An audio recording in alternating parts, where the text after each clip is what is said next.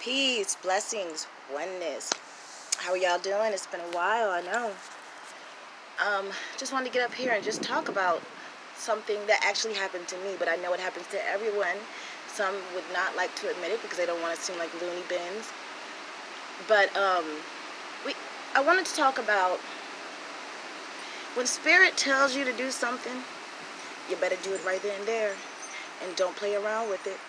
Don't let it get to the last moment where you're kind of forced into a position where now you have to make this, make whatever transition or whatever, decision, Spirit had told you to do. And Spirit sometimes don't speak like how I'm talking to you. They can show you just blatant, straight out, messages. But let me just tell you about my experiences.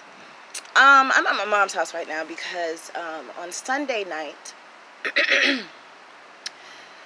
well, that was the final straw, but Sunday night was the night we chose to just say, hey, we gotta go. We gotta move, we gotta pick up, we gotta go. Now, where I was staying, don't get it twisted, it's very beautiful. Very beautiful. I lived in the country.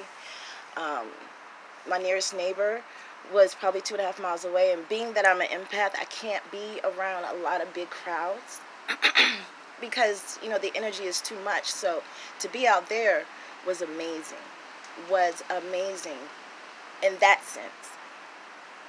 But a few things had transpired since we've been there. The first thing, now I have a doghouse that has to weigh at least, 300 pounds.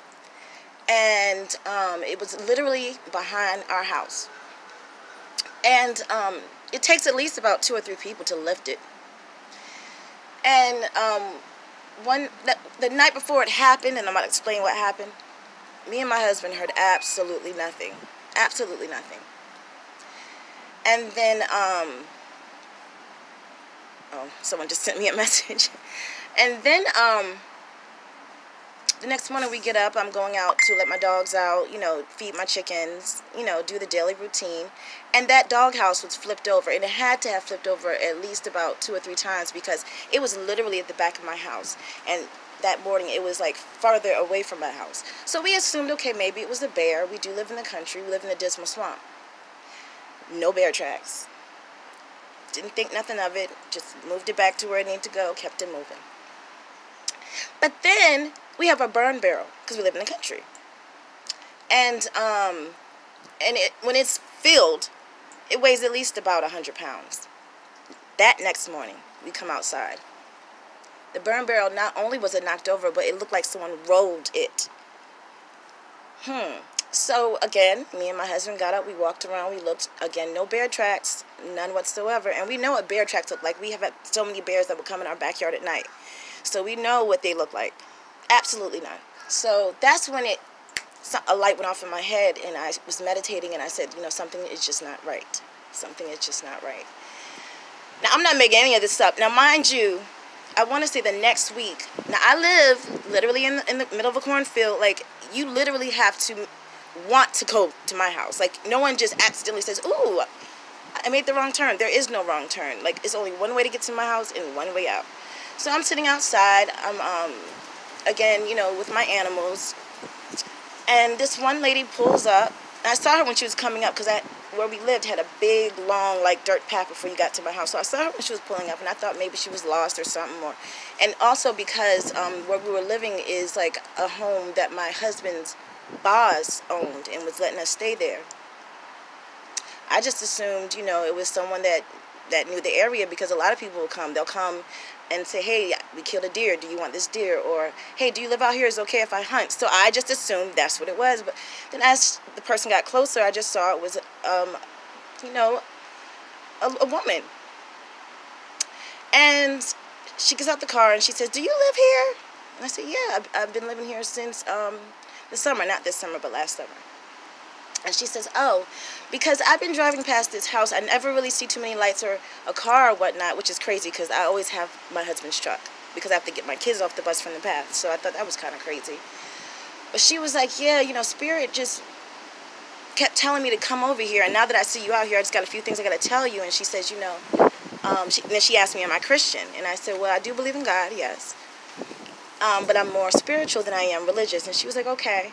She was like, well, you need to anoint your house, all the whole outside of your house, and you need to bless your house on the inside. This woman didn't know me from a can of paint. I didn't know her, and she was saying you're being spiritually attacked, and you need to bless your house, bless the outside of your house, take your oil, and whatever. So okay. And that's when I knew that was the message. But my dumb tail still stayed there, even though me and my husband talked about what transpired about this woman coming to the house and yada, yada, yada.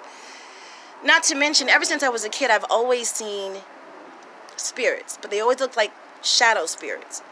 Now, as a child, I was always scared. But as I got older and I started researching more about entities, spirits, and all that good stuff, spirituality, I wasn't as scared anymore. And it just was what it was. So when I was in that house, I'm sorry, I got something in my ring and I'm trying to pull it off. As I was in the house, sometimes, well, most of the time, especially when my kids were at school and my husband was at work, I would always see things just, moving.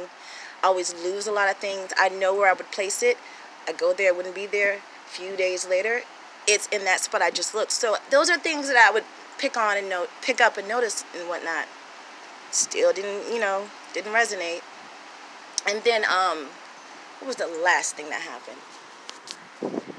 Oh, my goodness. Well, a few things, like I said, had happened. But that Sunday night, which was this past Sunday, we were asleep. My child just laid down to go to bed. And it had to have been like around 12 o'clock in the morning. And my daughter screams a blood-curdling scream. You would have thought someone was killing her. So me and my husband, of course, as any parent would, we're trying to just get out the bed, trying to see what's going on. And we go over to my child, and she's screaming. And I said, well, what's wrong? And she's 9 years old now.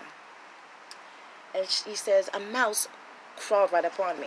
Now, to the regular person, they would say, oh, that's just a coincidence. You live in the country. There's field mice, yada, yada, yada. But through all the things that had transpired, to me, it was like, okay, it's time to go. Because you can mess with me. But when you mess with my kids, that's a whole nother issue. So, like I said, when Spirit says you got to go, you got to go. You just got to go. Find a way. Because let me tell you something, energy is real. Oh, and to give you more. So there's an abandoned house right beside where we were living. And it's run down. You can tell nobody was living there for a very, very long time. And my husband told me when I would ask, when we first moved there, I said, where'd this come from? Now, mind you, the house that we stayed in, not only had we stayed there, but his mom had stayed there before us, and his uncle stayed there before her. And, but anyway, I want you to remember that. So anyway, my husband told me, oh yeah, my boss, now he's a farmer, a very big country farmer, old money. We call it good old boys down in the South, if you know what I mean. But anyway, he told me, because his boss likes to hire a lot of illegal immigrants because you don't have to pay them that much. And that sounds really bad, but it's the truth, guys. And in that abandoned house back in the day when it wasn't as bad as it looked right now, that's where the illegal immigrants would stay with their families while they go on the farm and work. And in the house we were staying in, that's where, like, the supervisor, who just happened to be a white man, was staying in our house, kind of like the overseer of these illegal immigrants. And when I would go outside, and my chicken coop is literally right behind the house, so you have to walk past that abandoned house to get to my chicken coop. So when I wouldn't get nervous, but I just get an eerie feeling, and I would see things, day or night, didn't matter. Like it was moving, like people were walking through the house. Then I also learned that the person that was living there, that was the overseer for these illegal immigrants, wasn't such a nice guy, just really wasn't. He was doing his job, but that was about it. And I think he's not alive anymore. So that resonated to me as well. Not to mention when Jason, my husband, uncle, and mom would always say, oh, I don't like going outside at night around there. And I used to always ask him, why is that? Well, because there's spirits that walk around. I've seen them. And I just thought they were just talking crazy, like, all right, whatever. Well, one night I was outside smoking a cigarette, and my husband was gone somewhere. It was about 10:30 at night. My kids were already in bed because they had to go to school the next morning. And I'm outside waiting on my husband, smoking a cigarette. It was, like, so quiet that night. No wind, no nothing. Nothing. And I'm sitting on my stairs, and all of a sudden, it felt like someone ran right past me. Like, you know how you could feel the air of someone, especially if there's no air. And it was just like, What was that? Now, I wasn't scared, but I was startled. And I'm looking around to see, okay, what was that? What was that? Didn't see anything. I ran in that house, and I called my husband, and he came home pretty quick. But see, these are the signs that even I, being, a psychic, being, an empath, I still just wasn't picking up on, because I was getting too complacent. I loved the area too much, and it was just peaceful and it was calm. I could do my rituals out there, all these weird things that most people in the city would probably think is weird. I'm not saying I was like, killing roosters or chickens, nothing like that. I'm just talking about like my candle rituals or my energy work, things like that. And I got complacent. But like I said, that final night was the last straw for me. So guys, we have to be very diligent. Now, mind you, when it was first happening before the Sunday night, I was saging my house. I went outside and I prayed all around the house and the areas too. So I walked that whole area, and every few steps I would drop of oil, and I'll say, my little prayers. Had my Palo Santo and my sage, and I would just go around outside and inside. I did all of this. Spiritual baths, had my kids take spiritual baths, had my husband take spiritual baths. So it wasn't like I wasn't doing those steps. But let me explain something to you, though. Something was there. It wasn't attached to my family, but it was attached to that area. You got to remember, it's an old area. And the Dismal Swamp, if you know anything about that, that's an old area. These were where slaves were living. This is where Indians were living. Well, I hate to say Indians. Indigenous people were living throughout the years. And then you have colonization. And then, you have all this negative stuff that was on that land. So I knew right then and there that there was something attached, if not the house, to that space, that area. And with that being said, I had to go. Because if I would have stayed any longer, it could have very well attached itself to my family. So guys, we just got to do better. When Spirit tells you to go, and I'm just using this as an example. Like there's other examples that aren't so intense as like mine. Like, for example, if you're in a job you hate, but you're there, you're complacent because you're like, I don't want to go through the whole thing of finding a new job, starting over, and you know that you're not being treated well. If you're in a relationship and you know that it's going nowhere, and Spirit has sent you so many signs, listen the first time, because if you don't, you probably will get out of it, but it probably might not be the best way. Like, you know what I'm saying? Like, there can be some things that can hurt your feelings and break you. Sometimes it's just easier just to listen to Spirit. Now, me personally, I feel like we got out just in time. We haven't been there not even for a year. And I feel like we got out just in time. And I was smart. That very last time I said, it's time to go. It's time to go. But my point of all saying this is, when you feel something isn't right, and you know something isn't right, don't brush it off.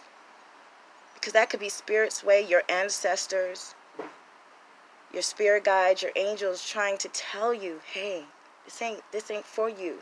Go. Listen to that.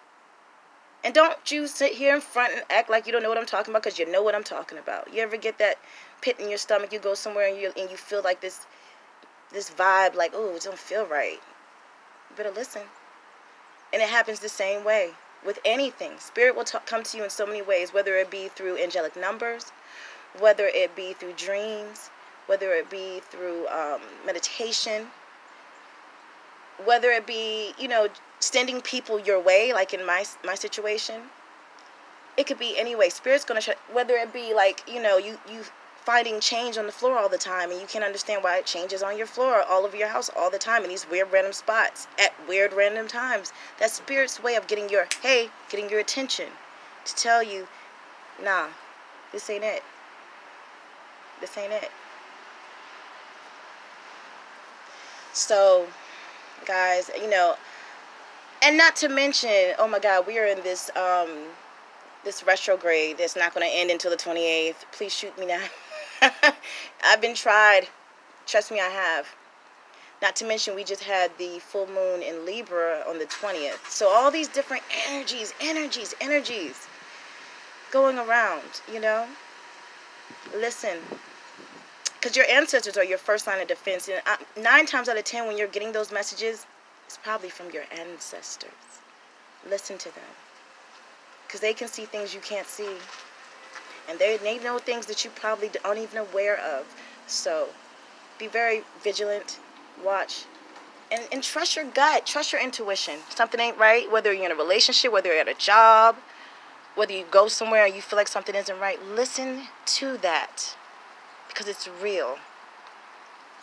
So I just wanted to get up here and just talk about that, guys. I mean, this stuff is really real, whether you believe it or not. If you don't believe it or not, just like, okay, you don't believe that air is real, but yet you still feel it. It's still there. You don't, come on.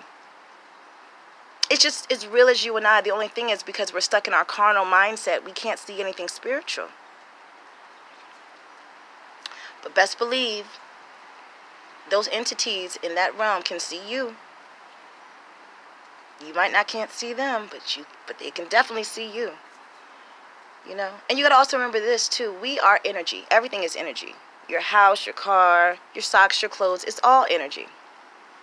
And a lot of these spirits can't find the light. And if you got the light in you, they will attract to you. They'll come around you, especially those that are empath, psychic, or anything like that. So definitely keep yourself prayed up, sage your house, do your spiritual baths, and trust your intuition and your gut, because that is real. All this other shit in this world ain't real, but that is real. Okay, guys? All right, guys, I love you. Peace. 1.